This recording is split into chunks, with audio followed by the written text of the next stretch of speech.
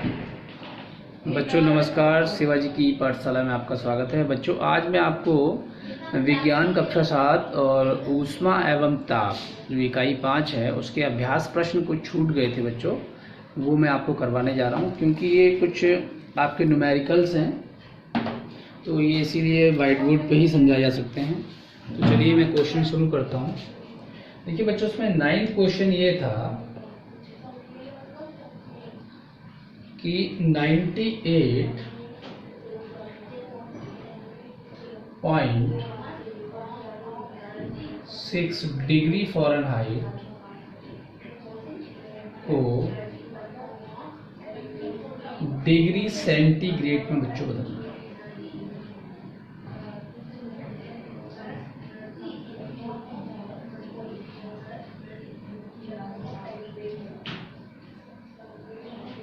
ठीक है, यानी कि 98.6 डिग्री फ़ारेनहाइट को डिग्री सेंटीग्रेड में बदलना है। ठीक है, इसको बदलने के लिए मैंने आपको बताया था एक फार्मूला, उसको याद करने की ज़रूरत नहीं है, उसको समझने की ज़रूरत है। देखिए इसमें क्या था, C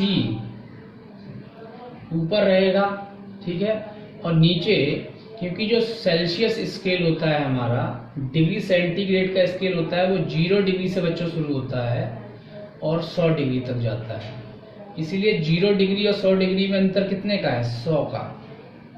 इसी तरह फ़ारेनहाइट का जो स्केल होता है वो आपका बच्चों कितने से कितने जाता है, वो आपका 32 डिग्री से बच्चों 212 डिग्री फ़ारेनहाइट तक जाता है।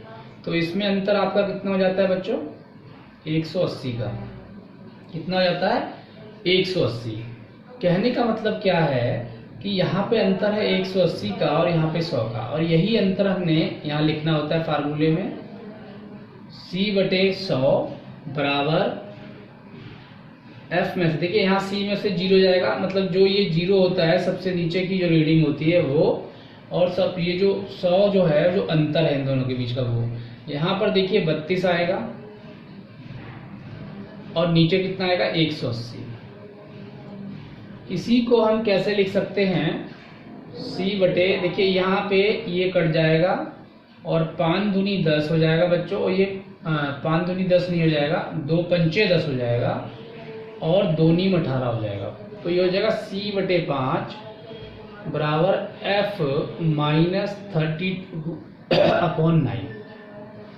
ये निकल के आया, और इसी में हमने F की वैल्यू रख देंगे तो C निकल आएगा, और C की वैल्यू रख देंगे तो फ़ारेनहाइट में आपका उत्तर निकल आएगा। तो यहाँ पे हमें क्या दे रखा है, ये फ़ारेनहाइट दे रखा है और डिग्री सेंटीग्रेड में बदलना है। तो फ़ारेनहाइट की जगह आप फ़ारेनहाइट की वैल्यू रख दीजिए। ठीक है, यहाँ पे एक काम कर लीजिए आप, C/5 98.6, ठीक है, ये हो गया और ये हो गया 32/9। ठीक है बच्चों, अब एक चीज़ देखनी है यहाँ पे आपको, C यदि आपको निकालना है तो यहाँ पे क्या करना पड़ेगा, C निकालना है तो 5 यहाँ से इधर चला जाएगा और इस पूरे में मल्टीप्लाई हो जाएगा। यहाँ पे यदि आप 98.6 से 32 को माइनस करेंगे तो कितना आएगा, 98.6 है और 32 को अभी आपने माइनस करना है बच्चों, तो ये कितना आएगा,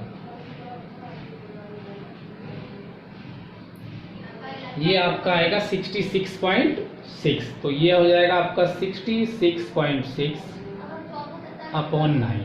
ठीक है बच्चों, ये हो गया।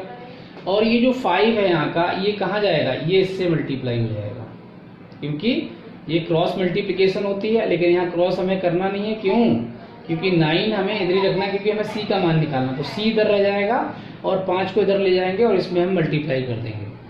अब यहाँ पर यदि आप देखें तो इसको मल्टीप्लाई कर दीजिएगा, 5 × 30, 3 इधर जाएगा हासिल, यहाँ पे ये 5 × 30 और 3 33, फिर 3 5 × 30 और 3 33/9, 333/9। ठीक है, अब आगे आप क्या करेंगे, आगे इसको भाग दे दीजिए, 333/9 को भाग देंगे तो कितना आएगा, देखिए 333 को 9 से भाग दीजिए। 9 दूनी 18, 9 तिया 27, 9 तिया 27, ठीक है। तो आपका कितना बचेगा बच्चों? 13 में से 7 गए, 13 में से 7 गए तो बच्चों कितने हो गए? 6, ठीक। और यहाँ से हमने हासिल लिया तो ये रह जाएगा 0 और ये 3 नीचे उतर जाएगा। और 9 दूनी 18, 9 तिया 27, 9 चौक 36, 9 पंजे 45, है ना, 9 छिक 54 और 9 सत्ते 63, 7 नीम 63 या 9 सत्ते 63, ठीक है। होगा नहीं होगा? ये हो जाएगा 0 0।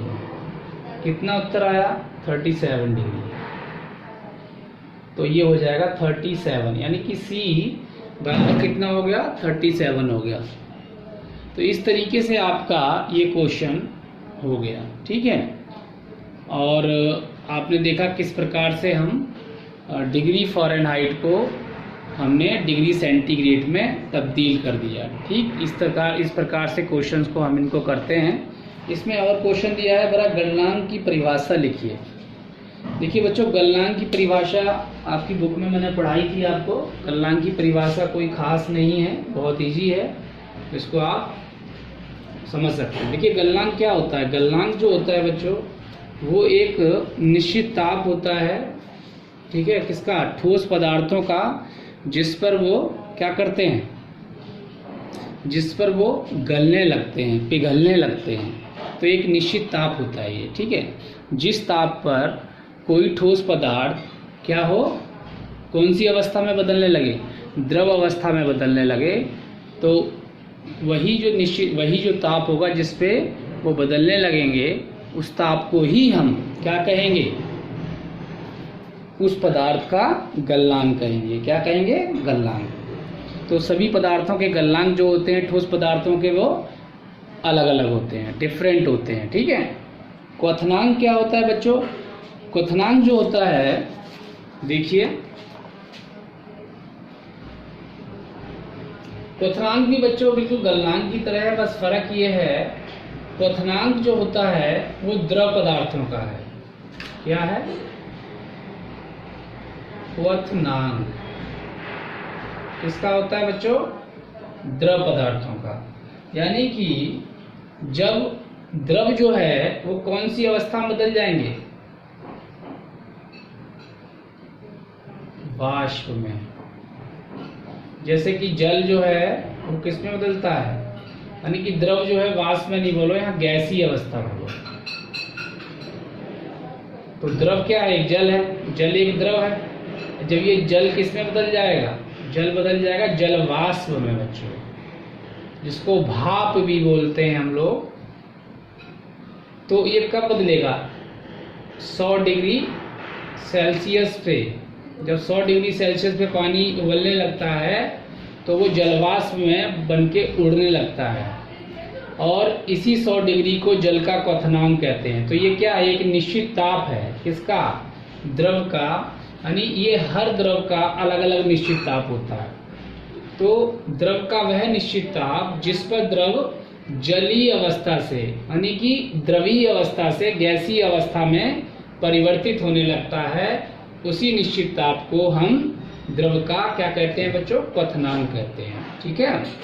तो इसी प्रकार जल का क्वथनांक जो डिग्री सेल्सियस है, और जितने भी हमारे जल होंगे, जितने भी हमारे द्रव होंगे, उन सब का क्वथनांक भी अलग अलग होगा, ठीक है। अब यहाँ पे एक क्वेश्चन और है, उसको समझिए। कह रहा है 12 क्वेश्चन है कि कैलोरी है, 5 कैलोरी है, उसको बच्चों जूल में बदलना है। यानी 5 कैलोरी बराबर कितना जूल? तो आप जानते हैं 1 कैलोरी बराबर कितना होता है? कोई बताएगा बच्चों? 4.18 जूल।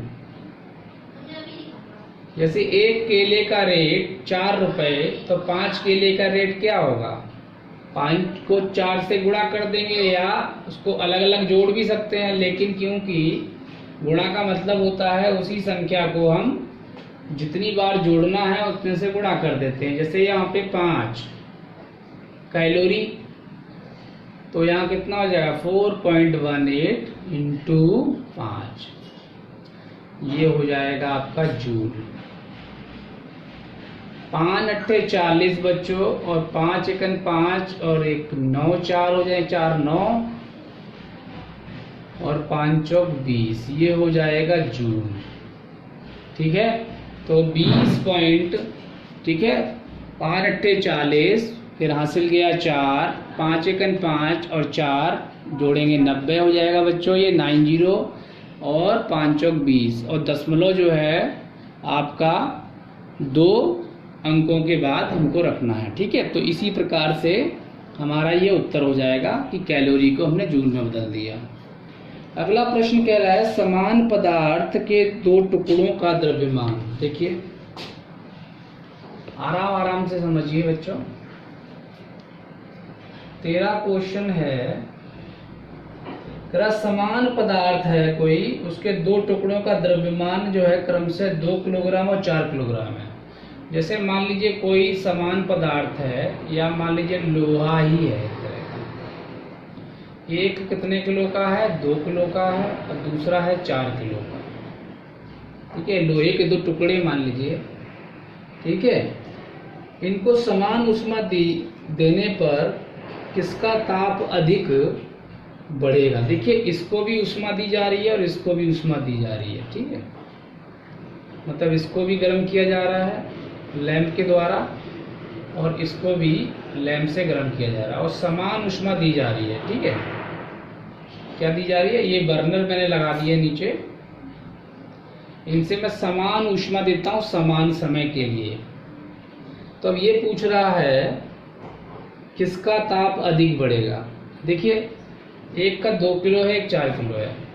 ठीक है, दोनों को समान ऊष्मा दी जा रही है, समान समय के लिए गर्म किया जा रहा है, तो किसका ताप अधिक बढ़ेगा। देखिए इसका ताप अधिक बढ़ेगा क्योंकि इसका द्रव्यमान कम है, इसका द्रव्यमान ज़्यादा है तो ज़्यादा देर में ये गर्म होगा और ज़्यादा ऊष्मा खाएगा। जैसे कि 2 किलो खाना बनाना हो और 4 किलो खाना बनाना हो, तो कौन सा खाना बनाने में आपको बच्चों ज़्यादा ईंधन खर्च होगा, गैस ज़्यादा लगेगी, ज़्यादा ऊष्मा की खपत होगी, तो ज़्यादा खाना बनाओगे ज़्यादा ऊष्मा की खपत होगी।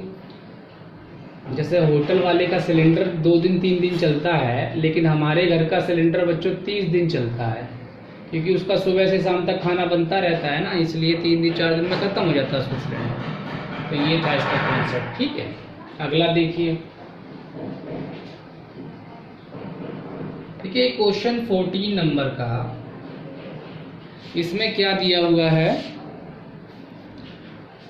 कह रहा है 0.2 किलोग्राम द्रव के ताप को, देखिए 0.2 किलोग्राम क्या है, द्रव है ये। ठीक, यानी कि ये है m। ठीक है, ये द्रव्यमान है, m मानते हैं, द्रव्यमान को हम लिखते हैं m से। किससे लिखते हैं, m से। चलिए इसको दोबारा से मैं लिख देता हूं जिससे आप समझ जाएंगे।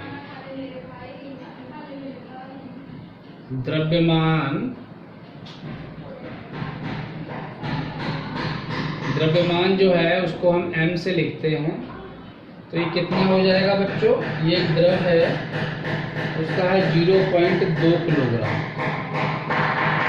ये है 0.2 किलोग्राम। ठीक है, इसी प्रकार से कह रहा है कि इसका ताप जो है 20 डिग्री सेल्सियस से 70 डिग्री सेल्सियस तक बढ़ाना है, यानी कि इसको बढ़ाना है, यानी कि T1 जो है वो कितना है बच्चों, 20 डिग्री सेल्सियस, और T2 कितना है, मतलब बढ़ाना कितने तक है, 20 डिग्री से 70 डिग्री सेल्सियस तक बढ़ाना है। तो इन दोनों का अंतर क्या वो कहलाएगा, डेल्टा T, जो कि क्या होगा, T2 माइनस T1। T2 है 70 डिग्री सेल्सियस और ये है 20 डिग्री सेल्सियस, तो ये कितना हो जाएगा बच्चों, 50 डिग्री सेल्सियस हो जाएगा। अब तीसरी चीज इसमें क्या दी गई है, कह रहा है 700 कैलोरी ऊष्मा की जरूरत होती है 20 डिग्री सेल्सियस से 70 डिग्री सेल्सियस ताप बढ़ाने में। तो जो कह रहा है ऊष्मा की जरूरत कितनी है, ऊष्मा की कितनी जरूरत है? 700 कैलोरी ऊष्मा की जरूरत है। कितने कैलोरी? इतनी ऊष्मा की जरूरत है बच्चों। तो अब ये सब चीजें आपको दी गई हैं इसमें। अब निकालना है विशिष्ट ऊष्मा। तो देखिए इसमें जो फार्मूला होता है उसका हम इस्तेमाल करेंगे और इसको निकाल देंगे। तो विशिष्ट ऊष्मा क्या होता है कि जब हम ऊष्मा की मात्रा निकालते हैं तो हम उसी से ही विशिष्ट ऊष्मा की भी निकाल सकते हैं। ठीक है, देखिए ये होता है S बराबर Q, विशिष्ट ऊष्मा की जो होती है, ऊष्मा की पहले लिख लीजिए। Q होता है ऊष्मा की मात्रा बराबर M होता है द्रव्यमान और S होता है विशिष्ट ऊष्मा और ये हो जाएगा डेल्टा T यानी तापांतर में अंतर, जो कि हमने ये निकाला। अब यहाँ पे देखिए हमको ये दे रखा है बच्चों, ये दे रखा है, ये दे रखा है, हमें ये निकालना है S। तो S बराबर क्या होगा? Q upon M into delta T। ठीक है, Q डेल्टा T ये हो जाएगा आपका। अब यहाँ पे देखिए Q का मान आपको 700 कैलोरी दे रहा है। ठीक, ये हो जाएगा कैलोरी और M का मान 0.2 किलोग्राम। ठीक, और डेल्टा T कितना है? 50 डिग्री सेल्सियस। ठीक है, ये हो गया। अब इसको सॉल्व करना है। ठीक, इसको सॉल्व यदि जब हम करेंगे तो कैसे करेंगे? सबसे पहले आप देखिए 0.2 है, पहले आप इसको 50 है, एक जीरो काट देंगे। उसके बाद ये जो 0.2 है, इस 0.2 को हटाएंगे तो हम एक ऊपर जीरो बढ़ा देंगे। इसका मतलब एक जीरो कटेगा, एक जीरो भरेगा। तो ये कितना हो जाएगा? ये जो 700 था, या पहले एक काम करते हैं, थोड़ा सिंपल तरीके से कर देते हैं। ये है 50 डिग्री सेल्सियस। ठीक, और ये कितना है? 0.2। अब यहाँ करना क्या है हमको? पहले हम इसको भी ऐसे लिख देते हैं, इसका हटाते हैं और एक जीरो और बढ़ जाएगा यहाँ पे, ये हो जाएगा 7000। अब ये एक जीरो से एक जीरो कट गया, या फिर हम इससे इसको भी काट सकते हैं यहाँ पर भी। ठीक है, अब देखिए ये हो जाएगा 700 अपॉन ये कितना हो जाएगा? 5 दूनी 10। ठीक है, अब क्या क्या बचा यहाँ? कैलोरी, नीचे क्या बचा? किलोग्राम, ये हम बटे में ऐसे करके लिख सकते हैं, और क्या बचा? Degree Celsius. ठीक है, एक जीरो और कट गया, कितना बचा? ये हो गया बच्चों 70 कैलोरी प्रति किलोग्राम डिग्री सेल्सियस या डिग्री सेंटीग्रेड। यानी कितनी ऊष्मा की जरूरत पड़ेगी? 70 डिग्री यानी 70 कैलोरी ऊष्मा की जरूरत पड़ेगी। इसी को यदि जूल में निकालना हो तो हम जूल में भी निकाल सकते हैं। किसमें निकालना हो? जूल में। तो ये है 70 कैलोरी। ठीक, इसको हमको समझने की जरूरत है। मैंने आपको पूरा प्रॉपर वे में, सिस्टमेटिक वे में समझा दिया है कि यहाँ पे 70 कैलोरी प्रति किलोग्राम डिग्री सेंटीग्रेड ऊष्मा की जरूरत पड़ेगी और यही होगी इसकी विशेष ऊष्मा। ठीक है, अब देखिए ये विशिष्ट ऊष्मा हो गई। अब इसी को यदि आपको जूल में बदलना हो, 70 कैलोरी को 70 कैलोरी है, इसको जूल में बदलना है, तो कैसे बदलेंगे? आपको मैंने बताया था 1 जूल बराबर होता है, 1 कैलोरी बराबर होता है 4.18 जूल। क्या होता है? 1 कैलोरी बराबर 4.18 जूल। ठीक है, तो यहाँ कितना कैलोरी है? 70 कैलोरी, तो हो जाएगा 4.18 इंटू 70। हो जाएगा नहीं हो जाएगा?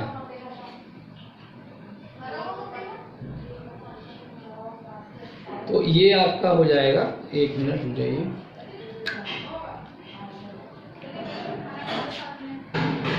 हाँ तो बच्चों उसको कन्वर्ट करते हैं हम लोग देखिए कैसे होगा।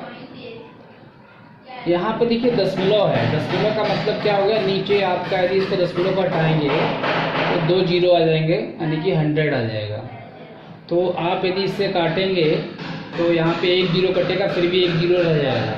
इसका मतलब इस डेसिमल को जब आप काटते हैं, मतलब इसको 4.18 को हम लिख सकते हैं 418/100, ठीक है, ये लिख सकते हैं इसको। ये मैंने आपको मैथ के लेक्चर्स में बताया है। और जब हम इसको 70 से गुणा करेंगे, कितने से गुणा करेंगे, 70 से,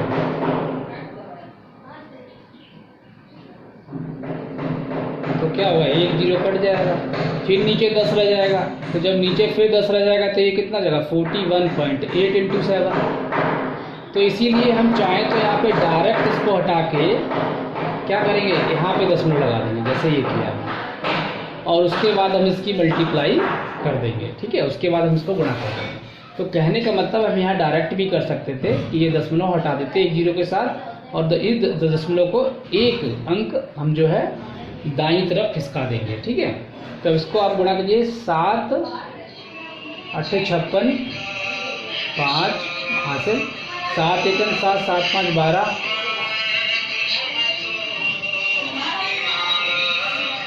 हाँ तो देखिए यहाँ पर आपका 7 8 56 हुआ बच्चों, और हासिल गया 5, तो 7 एकम 7 5 12, और ये यहाँ दशमलव जरूर आएगा, ठीक है, और 12 का फिर 1 जाएगा यहाँ पे, तो 7 चौक 28 और 1 29, तो 292.6 जो है बच्चों, ये निकलेगा हमारा जूल, ठीक है।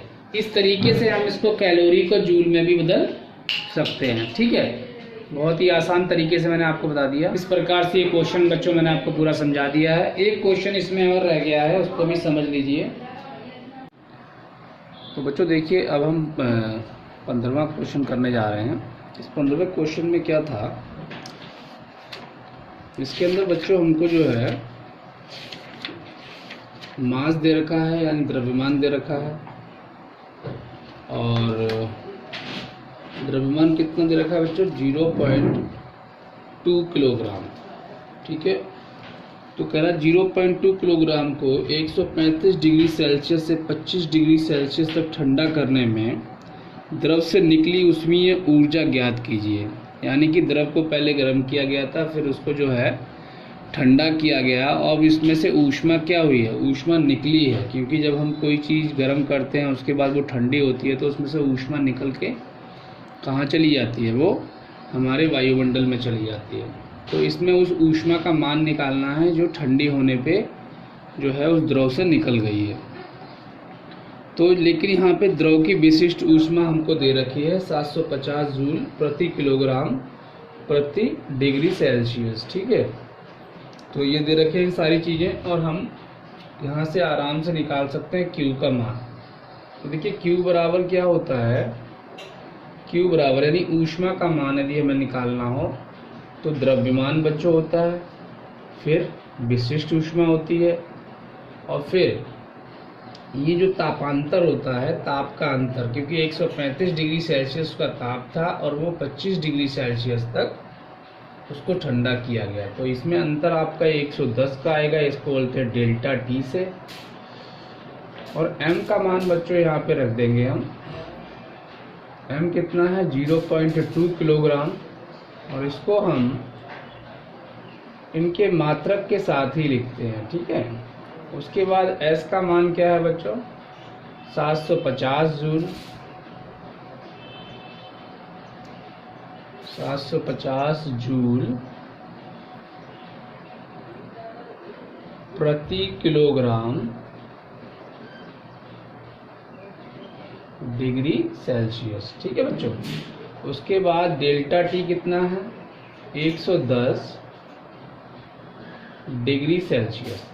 तो इसमें देखिए किलोग्राम जो है वो किलोग्राम से कट जाएगा, डिग्री सेल्सियस डिग्री सेल्सियस से कट जाएगा। हमारे पास बचा क्या 0.2 इंटू 750 इंटू 110 और जूल।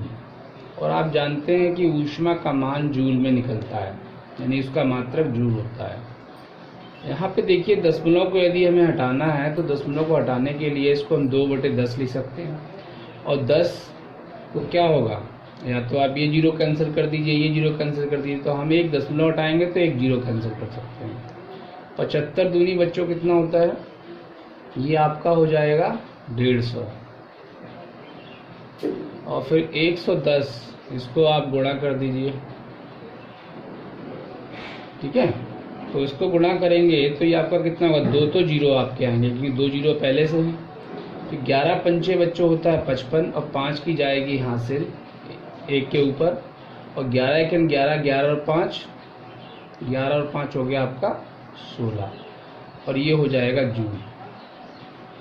तो इस प्रकार से हमारा जो है ये 15वां क्वेश्चन का आंसर होगा 16,500 जूल ऊष्मा जो है होगी वो निष्कासित होगी, वो निकलेगी जब हम किसी द्रव को जो 135 डिग्री सेल्सियस तक उसको गर्म किया गया था उसको 25 डिग्री सेल्सियस तक ठंडा करने में जो ऊष्मा उसमें से रिलीज होगी, जो निकलेगी, वो होगी 16,500 जूल। ठीक है बच्चों, आज के लिए इतना बहुत है।